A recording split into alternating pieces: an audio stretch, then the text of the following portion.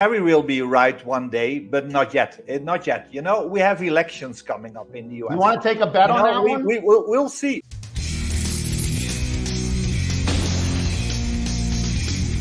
In today's video, Harry Dent, author of 0 Hour, talks about what's up with bonds, the next moves of the Fed, the raging inflation and the coming recession. Dent has been predicting a great reset of the biggest financial asset bubble in history. The market historian predicted a painful crash in stocks and an economic depression, and discusses the next moves before the big crash. He believes that the top is in and the Fed is tightening aggressively. Could the markets make a new high? Wow, okay. Harry, what do you think? Interest rate cycle over? Interest rate increasing cycle over? Inflation cycle over? What happens next? Yeah, this should be the last rate hike. First of all, I think the Fed finally, now this is 13 years of stimulus, okay? Any economy after 2009 that needs 13 years of nonstop stimulus is fundamentally weak, as demographics told me way before 2008, 2023 would be a weak period between the baby boom generation peak and the millennials surging again, okay? So they've been fighting this for a long time, but I think this was a critical mistake here. He overreacted to COVID. COVID was an outside influence, short-term virus, nothing wrong with the economy. $5 trillion in monetary stimulus and $5 trillion in fiscal commitment, $10 trillion, 50% of GDP stimulus.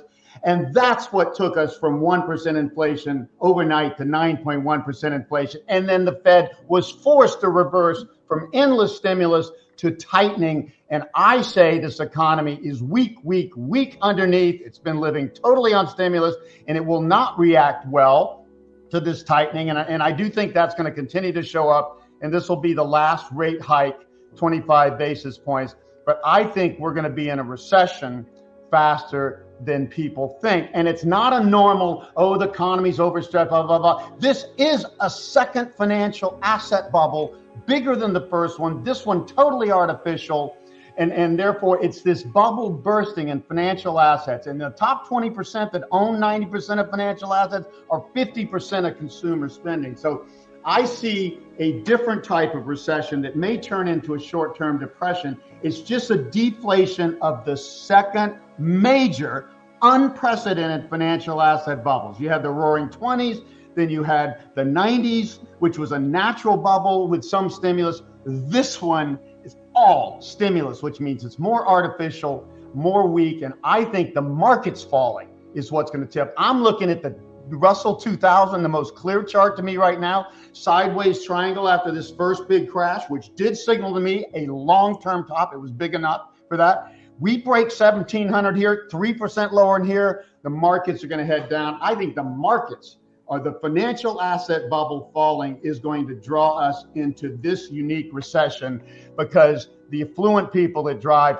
50% of spending are going to get their asses kicked harder than any time in history. What happens then? What systematic thing would crash the market? Is it a banking collapse?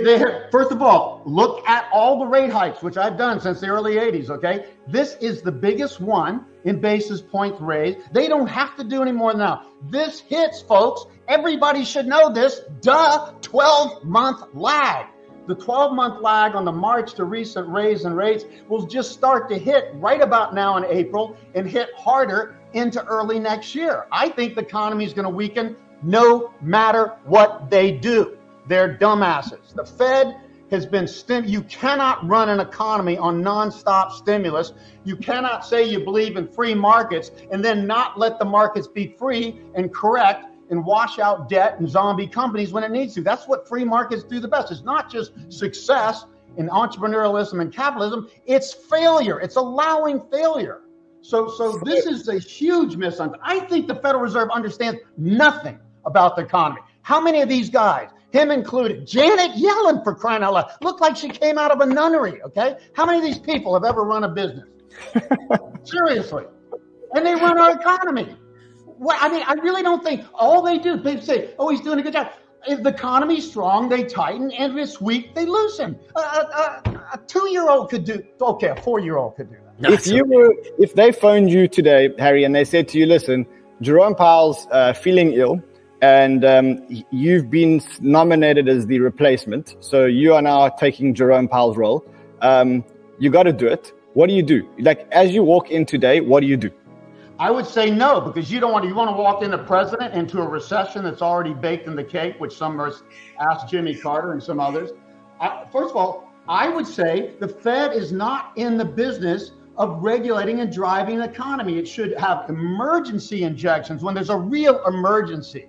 And COVID was a bit of that, but that would have meant a one-time injection. I would have had no problem with $1 trillion injection in the early 2009 and that downturn, and maybe something like that in COVID short term. But to keep saying the economy has to go up and we can't have a recession, we would have no economy without recessions. If you don't understand that recessions are just as important in booms, like sleep is just as important as waking, then you don't understand the damn economy. So I don't think these people know anything. I don't think the Fed should be in the business.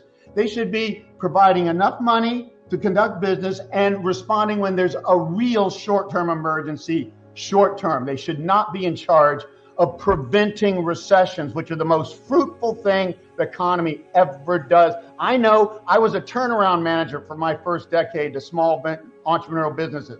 I could make 10 times the change in a downturn I could when everybody's complacent in an upturn.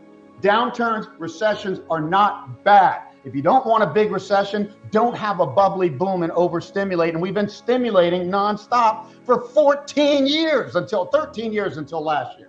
Insanity. This is important. Recessions follow normal business expansions, and you always have an expansion and always a recession. No matter what any economist says, we won't have recession, okay? What the difference is, depressions follow financial asset bubbles like the Roaring '20s and like 1995 to 2000. And so it's the financial asset. It's the sudden and near permanent disappearance of wealth.